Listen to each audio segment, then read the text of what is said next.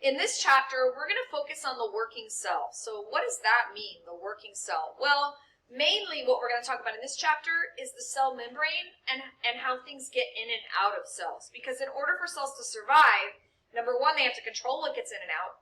They need to get nutrients in. They need to get wastes out. And so we're going to start by talking about the composition of the membrane. Then we're going to talk about types of transport, active and passive transport. And then we're going to talk about osmosis and something called tonicity. So first, let's go through the structure of the cell membrane. So the cell membrane is described by something called the fluid mosaic model. Now, that doesn't make a lot of sense if you don't know what a mosaic is. So to clarify what a mosaic is one of those pictures that's made with tiles, where they have like little tiles stuck in cement. Kind of reminds me of when you go to Disney World and you walk through Cinderella Castle. There's like the story of Cinderella in a mosaic form. So these tiles can be all different colors, and then in the background you have the concrete that's holding it together. So the cell is described by a fluid mosaic model. Why? Number one, it's fluid. And we're going to talk about this in a second, but it's a phospholipid bilayer. So a phospholipid looks like this. It has a phosphate head, they call this the head, and then they have two lipid tails that are made out of fatty acids. Now, theoretically, you're supposed to know what fatty acids are and what lipids are from our previous chapter.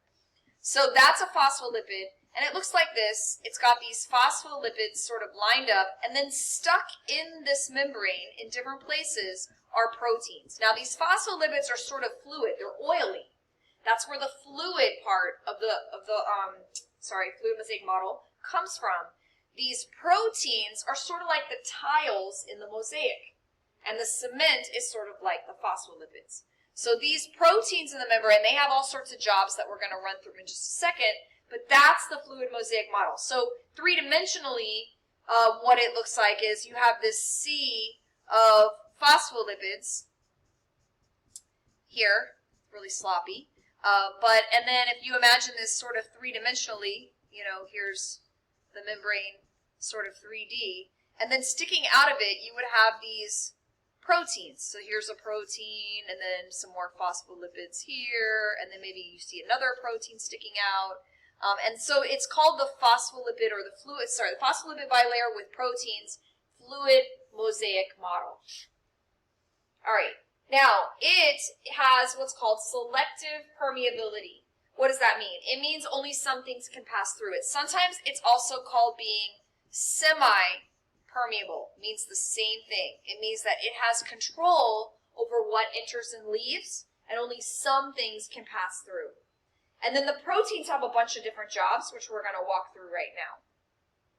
So this is a picture. See what I mean three-dimensionally? See the proteins sticking out the top here? That's why it's called the fluid mosaic model. This is the cement part of the mosaic, and then the proteins are like those tiles stuck in the mosaic. All right. So fluid mosaic model. This is actually two animal cells, just to clarify, because you don't see any cell walls here. And this is called the extracellular matrix out here. This is like a cement that holds cells together.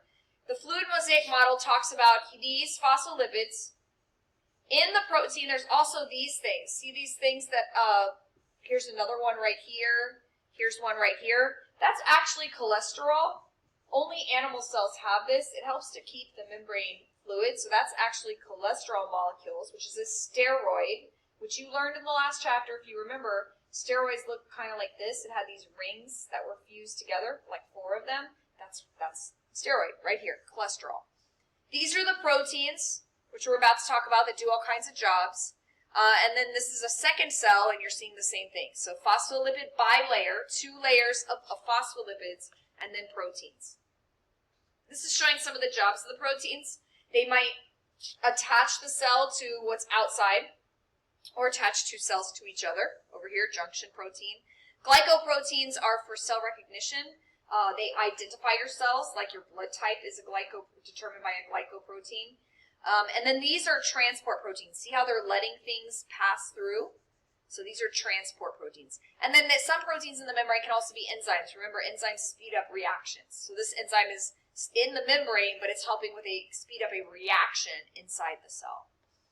Now, little things, small nonpolar molecules, can diffuse right through the membrane. So notice this is the phospholipid bilayer, and notice oxygen and carbon dioxide are two gases that can diffuse right through the membrane, which is really important because cells need oxygen for cell respiration, and carbon dioxide is a waste product. So those things can go in and out of cells naturally. But other things can't. So in some cases you have specific ions or molecules that cannot go through the phospholipid bilayer, especially ions because they have charges like sodium ion or potassium ion. These are ions that your cell may need or need to get rid of, and these things cannot pass through the phospholipid bilayer, but they can pass through these special proteins. So you have specific proteins that are only made, say, for carrying sodium, or for potassium, or for chloride, or other ions. Enzymes in the membrane, again, these speed up reactions. These are attachment proteins. Again, these connect the cytoskeleton inside the cell with something called the extracellular matrix, which is like a cement that holds your cells together. This is called a receptor protein. This picks up signals from hormones, like, for example, insulin, that tells your cells that they need to take in sugar. And you have lots of different kinds of hormones, but that's a common example that most people have heard of. And so this is a receptor. It picks up a signal from that and then tells the inside of the cell a message. This is a junction protein hooking two cells together, and a recognition protein, like identification markers. Like, how does your body know, your white blood cells know what belongs and what doesn't belong? These recognition ID marker proteins identify your cells as belonging so that your immune system doesn't attack your own cells. And again, this is just sort of summarizing everything. All right, now very, very quickly, how do you get a phospholipid bilayer? Well, it turns out if you have phospholipids and you just put them in water, they will self-assemble. They don't like to be, because this part, the lipid part of a phospholipid, is hydrophobic, which means it does not like water. So if I put a bunch of these in water, what they're going to do is one of two things. Either they're going to do this and sort of form a little circle here where all the lipid parts hook together, and these parts, the phosphate, is hydrophilic. So the water would now be only touching the phosphates. I think this is called a mycel, like micellar cleansers. The other thing that could happen is, if some of these hook with other ones this way, is that this could form an entire circle of a phospholipid bilayer. So if you imagine this going all the way around in two layers, you could trap water inside of this and have water outside of this, and the lipids would never touch the water, right? Because the phosphates all the way around would be what would be touching the water, and then the same thing on the outside, like this. So phospholipids will assemble on their own. And so evolutionarily speaking, we can see where a cell membrane would have developed if you had phospholipids, or phospholipids came about. You could see where a membrane would naturally form, because the phospholipid, the way that it is, being partly hydrophilic and partly hydrophobic, the hydrophobic parts wouldn't want to touch the watery environment. Now, here's the checkpoint question. Why would just having a lipid bilayer not be enough? Because, remember what we talked about, a lot of things can't pass through the lipid bilayer. So you need proteins in the membrane to do all those special things, to allow molecules that can't pass through the phospholipid bilayer to get in and out of the cell. So just having a phospholipid bilayer wouldn't be enough for a cell to survive, because ions couldn't get in, polar molecules couldn't get in or out, so you need proteins to do that. This is actually a bubble of phospholipids, but of course they're too tiny to see, and then the water is inside and there's water outside. All right, now that brings us to diffusion and osmosis. So these are simple definitions. Diffusion is the tendency of particles to spread out. What that means is if you have a bunch of particles on one side, And then you have an area on the other side. So if I spray some cologne into a jar and I spray it over here, the molecules of cologne are not going to stay over here. They're going to kind of spread out. They're going to bump against each other. And ultimately, what you're going to get is something that looks like this, where the cologne particles are all sort of evenly spread. That's diffusion. It tends to take things from areas where there's more, high concentration, to areas where there's less. But this does not require energy. This is just because of the molecules randomly bumping against each other. So we call this passive transport because energy is not required. That's important. Make sure you know that. The diffusion across the cell membrane is passive transport because molecules are already bouncing around and they're going to tend to go from high to low concentrations. All right, so your cells are in a liquid environment. They're actually in what's called an aqueous environment, meaning it's a watery environment in your cells and outside your cells. And all the solutions inside and outside of your cells consist of two parts, solute and solvent. The solvent is water. The solute is all the stuff dissolved in the water. And your concentration, how concentrated a solution is usually in a percent, and that's the amount of solute. So for example, a 5% salt solution,